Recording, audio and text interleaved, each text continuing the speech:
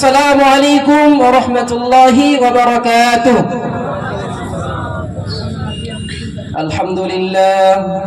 الحمد لله نحمده ونستعينه ونستغفره ونؤمن به ونتوكل عليه ونعوذ بالله من شرور أنفسنا ومن سيئات أعمالنا.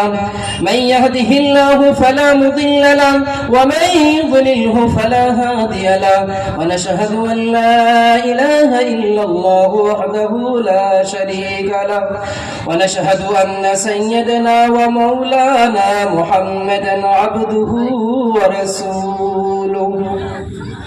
الحمد لله. সমস্ত তারিফ প্রশংসা গণকীর্তন আলোচনা আরাধনা স্তব স্তুতি সেই মহান করুণাময় রব্বুল আলামিনের জন্য, যিনি আমাদিগকে বড় ভালোবেসে বিভিন্ন জায়গা থেকে বিভিন্ন রকমের গুনাহের মজলিস থেকে ফারেক করে আমাদেরকে পবিত্র কুরআনুল কারীমের মজলিস অর্থাৎ নবী করিম সাল্লাল্লাহু আলাইহি ওয়াসাল্লামের ভাষায় যেই মজলিসকে জান্নাতের বাগান বলা হয়, এই জান্নাতের বাগানে আমাদের সকলকে আসার বসার তৌফিক দিয়েছেন। তাই আমরা সেই মহান মনিবের দরবারে তিনার শুকরিয়ার্থে আমরা সকলে বলি আলহামদুলিল্লাহ। তারপরে পরে জিনার আগমনে জিনার পরিশ্রমে আমরা এই দিন পেয়েছি। সেই মানবতা দূত হযরত মুহাম্মদ মুস্তাফা সাল্লাল্লাহু আলাইহি ওয়াসাল্লাম, তিনার উপরে লাখো কোটি দুরূদ ও সালাম শান্তি ধারা বর্ষিত হতেই থাকুক। আমরা সকলে বলি আল্লাহুম্মা আমিন। উপস্থিত শ্রদ্ধেয় সম্মানীয় যোগ্যতম বিজ্ঞাপিত সভার সভাপতি সাহেব এবং উপস্থিত রয়েছেন আমার সামনে বসে থাকা দিনদার পরেশগার মুত্তাকিন ভাইয়েরা ও চাচা জানেরা, পর্দার আড়ালে আমাদের সকলের শ্রদ্ধা ভাজন পর্দা নিশিনী মা ও বোনেরা, প্রত্যেকে আমার আন্তরিক সালাম শুভেচ্ছা ও হৃদয় ভরা অভিনন্দন জানিয়ে সংক্ষিপ্ত আকারে কয়েকটি কথা। আচ্ছা, এটা তো কোরআনের মাজলিস নাকি? কোরআনের মজলিস, এই মজলিসের অনেক অনেক গুরুত্ব রয়েছে। এই মজলিসে যে কি পরিমাণ গুরুত্ব রয়েছে আপনাকে আমি একটা ছোট্ট একটা ঘটনার মাঝে আমি মজলিস সম্পর্কে অবগত করব। আল্লাহর কিছু বিশেষ ফেরেশতা, আল্লাহর কিছু খাস ফেরেশতা, তাদের কাজ হলো তারা রাস্তা রাস্তা ঘোরাফেরা করে, এদিকে সেদিকে ঘোরাফেরা করে। যখন কোন জায়গায় কোরআনের কথা হয়, আল্লাহর রাসূলের কথা হয়, তখন সমস্ত ফেরেশতারা একত্রিত হয়ে এই মজলিসটিকে গোল করে ঘিরে নিয়ে আসমান পর্যন্ত যেই সমস্ত মানুষেরা, অর্থাৎ আমরা এখানে বসে আছি, আমাদের জন্য ফেরেশতারা আসমান পর্যন্ত রহমতের দোয়া করে, বলেন সুবহানাল্লাহ। এই মজলিসে অনেক গুরুত্ব রয়েছে। আল্লাহ রাব্বুল আলামিন খুশি হয়ে যান। আল্লাহ রাব্বুল আলামিন খুশি হয়ে জিজ্ঞাসা করেন, এই ফেরেশতা মণ্ডলী, এই মানুষগুলো যে এখানে বসে আছে, অসংখ্য মানুষের মধ্যে থেকে অনেক মানুষ রয়েছে, 1000 মানুষ আমরা প্রায় এসেছি এই মাহফিলে, তার মধ্যে থেকে কিছু মানুষ আমরা এখানে বসে আছি। আল্লাহ রাব্বুল আলামিন অত্যন্ত খুশি হয়ে তিনি ফেরেশতাদেরকে জিজ্ঞাসা করেন, এই ফেরেশতা মণ্ডলী, অসংখ্য মানুষের মাঝখান থেকে কিছু মানুষ এখানে বসে বসে এরা কি করে? তখন ফেরেশতারা বলে, ওগো রব্বুল আলামিন, তোমার এই বান্দাগুলো এখানে বসে বসে কি করে? ওগো রব্বুল আলামিন, তুমিই তো ভালো জানো। আল্লাহ ফেরেশতাকে বলছেন, ফেরেশতা বলছেন, ওগো আল্লাহ, তোমার বান্দারা কি করে তুমিই তো ভালো জানো। তখন রব্বুল আলামিন বলেন, এই ফেরেশতা মণ্ডলী, আমি তোদের মুখ থেকেই শুনতে চাই। তখন ফেরেশতারা বলে, ওগো রব্বুল আলামিন, এই মানুষগুলো তোমার পবিত্রতা বর্ণনা করে, তোমার পাকিজি বর্ণনা করে। তখন ফেরেশতারা থেকে আল্লাহ রাব্বুল আলামিন বলেন, এই ফেরেশতা মণ্ডলী, এই মানুষগুলো কি আমাকে দেখেছে? তখন ফেরেশতারা বলে, ওগো রব্বুল আলামিন, এই মানুষগুলো তোমাকে দেখেনি। তারপরে আল্লাহ রাব্বুল আলামিন প্রশ্ন করেন, এই ফেরেশতা মণ্ডলী, এই মানুষগুলো যে এখানে বসে আছে, কষ্ট করে বসে আছে, এদের উদ্দেশ্যটা কি? কিসের আশায় বসে আছে এখানে? তখন ফেরেশতারা বলে, ওগো রব্বুল আলামিন, এই মানুষগুলো তোমার জান্নাতের আশায় বসে আছে। এরা তোমার জান্নাতের আশা করে, তোমার কাছে এরা জান্নাতের আশা করে, এই আশায় এরা বসে আছে। তারপরে আল্লাহ রাব্বুল আলামিন বলেন, এই ফেরেশতা মণ্ডলী, এই মানুষগুলো কি আমার জান্নাত দেখেছে? তখন আল্লাহ রাব্বুল আলামিনের কথার জবাবে ফেরেশতারা বলে, ওগো রব্বুল আলামিন, তোমার জাতের কসম করে বলি, তোমার ইজ্জতের কসম করে বলি, ওগো রব্বুল আলামিন, এই মানুষগুলো তোমার জান্নাতকে দেখেনি।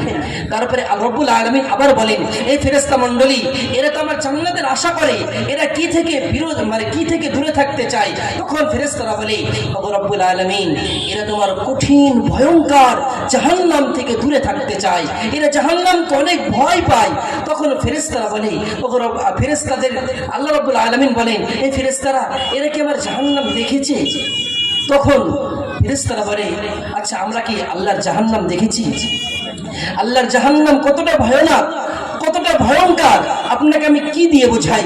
রাসূলুল্লাহ সাল্লাল্লাহু আলাইহি ওয়াসাল্লামকে কাল কিয়ামতের দিনে যখন সর্বপ্রথম উঠানো হবে, জিবরাইল আলাইহিস সালাম গিয়ে বলবেন, কুম বিইذনিল্লাহ, এ আল্লাহর হাবিব আপনি উঠে আসুন, আল্লাহ রাব্বুল আলামিন আজকে আপনাকে সম্মাননা প্রদান করবেন। তখন রব্বুল আলামিন তো আপনাকে সম্মাননা প্রদান করবেন। তখন সেই সময় আল্লাহ রাসূল সাল্লাল্লাহু আলাইহি ওয়াসাল্লাম উঠবেন, বলবেন, আইনা উম্মতি, আমার উম্মতরা কোথায়? এ জিবরাইল, আমার উম্মতদেরকে কি তুমি জ্বালিয়ে পুড়িয়ে সারখার করে দিয়েছো? এ জিবরাইল, তুমি কি আমার উম্মতকে জাহান্নামের গর্তে ছেড়ে দিয়েছো? এ জিবরাইল, তুমি কি আমার উম্মতদেরকে ফুলসিরাতের রাস্তায় ছেড়ে দিয়েছো? তারপরে তুমি, আমি নবী, আমাকে সম্মাননা প্রদান করার জন্য এসেছো? তখন ফেরেশতা বলে, বিইজ্জাতিল্লাহিল জালাল, ওই আল্লাহর ইজ্জতের কসম করে বলি, ওই আল্লাহর জালালের কসম করে বলি, আমি মানব সৃষ্টির মধ্যে, মানব জাতির মধ্যে সর্বপ্রথম আমি আপনাকেই উঠাচ্ছি। তাহলে কিভাবে আমি আপনার উম্মতকে জ্বালিয়ে পুড়িয়ে সারখার করে দিলাম? কিভাবে আমি আপনার উম্মতকে আমি ফুলসিরাতের রাস্তায় ছেড়ে দিলাম? কিভাবে আমি আপনার উম্মতকে জাহান্নামের গর্তে ছেড়ে দিলাম?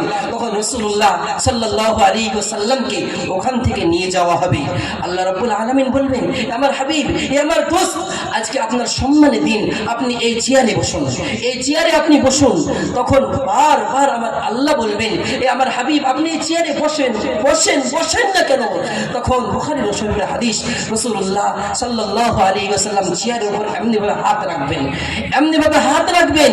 রাসূলুল্লাহ সাল্লাল্লাহু আলাইহি ওয়াসাল্লাম বলবেন, বিইজ্জাতিল্লাহিল জালাল, এ আল্লাহ আপনার ইজ্জতের কসম, এ আল্লাহ আপনার জালালের কসম করে বলি, আমি এই চেয়ারে ততক্ষণ বসবো না যতক্ষণ পর্যন্ত আপনি আমার সমস্ত উম্মতকে, উম্মতের গুনাহকে মাফ করে দিয়ে, এদের জাহান্নামকে হারাম না করে দিয়ে, আপনি এদের জাহান্নামকে হারাম করে জান্নাতের ব্যবস্থা যতক্ষণ না করবেন ততক্ষণ আমি এই চেয়ারে বসবো না। রাসূলুল্লাহ সাল্লাল্লাহু আলাইহি ওয়াসাল্লাম তিনি আমাদের জন্য, আপনাদের জন্য এত করেছেন। ওয়াদুহা সূরা যখন নাজিল হয়, ওয়াদুহা সূরা যখন নাজিল হয়, জিবরাইল আলাইহিস সালাম বলছেন, ওয়ালা সাউফা ইউতিকা রাব্বুকা ফাতারদা, হে আল্লাহর হাবিব আপনাকে আল্লাহ রাব্বুল আলামিন রাজি খুশি করেই ছাড়বেন। তখন আল্লাহ জিবরাইল আলাইহিস সালাম যখন বললেন, আল্লাহ রাসূল বলছেন, বিইজ্জাতিল্লাহিল জালাল, ওই আল্লাহর ইজ্জতের কসম করে বলি, ওই আল্লাহর জালালের কসম করে বলি, আমি আমার আল্লাহর উপর ততক্ষণ পর্যন্ত রাজি হব না, খুশি হব না যতক্ষণ পর্যন্ত আমার আল্লাহ আমার প্রত্যেকটা উম্মতের জাহান্নামকে হারাম করে দিয়ে জান্নাতের ব্যবস্থা না করে দেয়, ততক্ষণ পর্যন্ত আমি নবী, আমি আমার আল্লাহর উপর রাজি হব না, খুশি হব না। বলুন সুবহানাল্লাহ। চিন্তা করেছেন আল্লাহর নবী কত চিন্তায় চিন্তিত, তিনি যখন দুনিয়া থেকে বিদায় নিচ্ছেন, দুনিয়া থেকে চলে যাচ্ছেন, এমন অবস্থায় তিনি তিনার উম্মতের জন্য, আমাদের জন্য তিনি কান্না করতে করতে দুনিয়া থেকে বিদায় নিচ্ছেন। আর তিনি আমাদের জন্য এতটা পরিমাণে কেঁদেছেন, যা এই পৃথিবীতে যত নবী রাসূল এসেছেন তিনারা তিনাদের উম্মতের জন্য যত কান্না করেছেন, তার চেয়ে শত শত গুণে বেশি আমার আপনার জন্য আমার আপনার রাসূল কান্না করেছেন। তিনাকে সান্ত্বনা দেওয়ার জন্য হাজারো বার জিবরাইল আলাইহিস সালামকে পাঠিয়েছেন, কোরআনকে পাঠিয়েছেন। এ আপনার আল্লাহ, আমার হাবিব আপনি এত কান্না করেন কেন, আপনি এত চিন্তা করেন কেন? যার মধ্যে আমার আল্লাহ বলেন, এ আমার হাবিব আপনি এত চিন্তা করবেন না, এই পরিমাণ চিন্তিত আমার জন্য, আপনাদের জন্য। তবুও আমরা আমাদের অবস্থা কোরআন থেকেই জেনে নিই। আমরা যারা মুসলমান, আমরা যারা কবিরা গুনাহ করতে করতে মারা যায়, মদ পান করে, নামাজ ছেড়ে, মিথ্যা কথা বলে, গীবত করে, সুদ খেয়ে, জিনা করে, এই সমস্ত কবিরা গুনাহ যখন আমরা করতে করতে মারা যায়, এই তো আল্লাহ রাসূল যিনি আমার জন্য, আপনাদের জন্য কেঁদেছেন।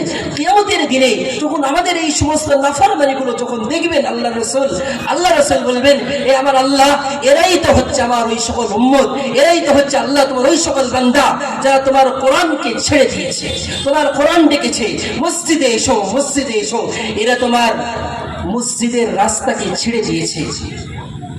সম্মানিত হাজিরিন, আজকে আমাকে বলুন, আজকে আমরা এত মানুষ একত্রিত হয়ে ওয়াজ মাহফিলে এসেছি, আমরা বাকি 5 ওয়াক্ত নামাজে কেন আমরা মসজিদে যাই না, কেন আমাদের মসজিদে পা পড়ে না? সম্মানিত হাজিরিন, আমরা যে দুনিয়াতে এসেছি আমাদের সকলের একটা গন্তব্যস্থল আছে।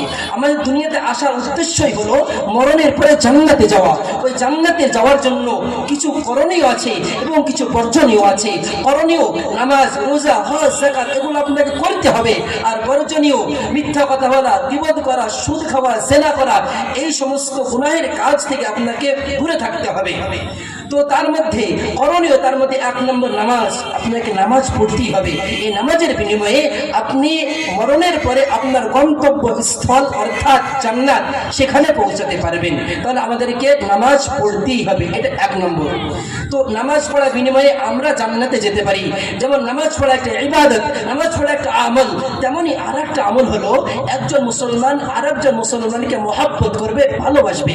আল্লাহ রাব্বুল আলামিন কোরআনুল কারীমের মধ্যে বলছেন, ওয়াতাসিমু বিহাবলিল্লাহি জামিআন ওয়া লা তাফাররাকু। আল্লাহ বলছেন, হে মুসলমান, তোমরা আল্লাহর রশিকে আঁকড়িয়ে ধরো, অর্থাৎ আল্লাহর দ্বীনকে আঁকড়িয়ে ধরো, এবং তোমরা নিজেদের মধ্যে ঝামেলা লিপ্ত হয়ে যেও না।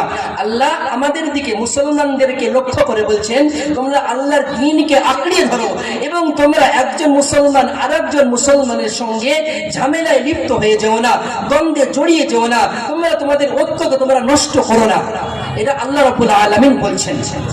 রাসূলুল্লাহ সাল্লাল্লাহু আলাইহি ওয়াসাল্লাম হাদিসের মধ্যে বলছেন, আল মুমিনু লিল মুমিনি কাল বুনিয়াদি ইয়াশুদ্দু বা'দুহুম বা'দান। মুসলমানদের এমন সম্পর্ক হবে, একজনের সঙ্গে আরেকজনের সম্পর্ক এমন হবে যেমন একটা ইট আরেকটা ইটের সঙ্গে জোড়া দিয়ে একটা দেওয়াল তৈরি করা হয়।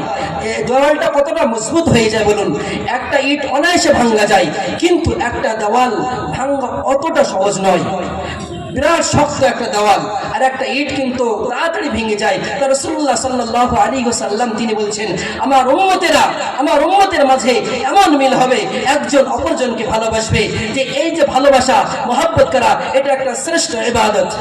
রাসূলুল্লাহ সাল্লাল্লাহু আলাইহি ওয়াসাল্লাম হাদিসের মধ্যে বলছেন, আল মুসলিমু আখুল মুসলিম, মুসলমান একে অপরের ভাই। আর রাসূলুল্লাহ অন্য এক হাদিসের মধ্যে বলছেন, আল মুমিনু কাজাসাদিন ওয়াহিদ, পুরো উম্মত একটা শরীরের মতো, সারা পৃথিবীর মুসলমান একটা শরীরের মতো। একটা পুরো শরীরের মধ্যে যদি কোনো জায়গায় আঘাত করা হয়, তো হাতে যদি আঘাত করা হয় সেটা পুরো শরীর অনুভব করে। যদি পায়ে আঘাত করা হয়, যে পায়ের ব্যথার কারণে পুরো শরীরকে জাগ্রত করে রাখে। যদি মাথায় আঘাত করা হয় সেটা পুরো শরীর অনুভব করে। যদি হাতে আঘাত করা হয়, কিভাবে অনুভব করে জানেন? যদি হাতে আঘাত করা হয় আপনার পা চলতে চাইবে না, মাথা যন্ত্রণা করবে, চোখ দিয়ে অটোমেটিক পানি বেরিয়ে যাবে। এমন ভাবে আমার আল্লাহ একটা শরীরকে বানিয়েছেন, আর একটা শরীরের সঙ্গে নবীজি সাল্লাল্লাহু আলাইহি ওয়াসাল্লাম সারা পৃথিবীর মুসলমানদেরকে তুলনা করেছেন।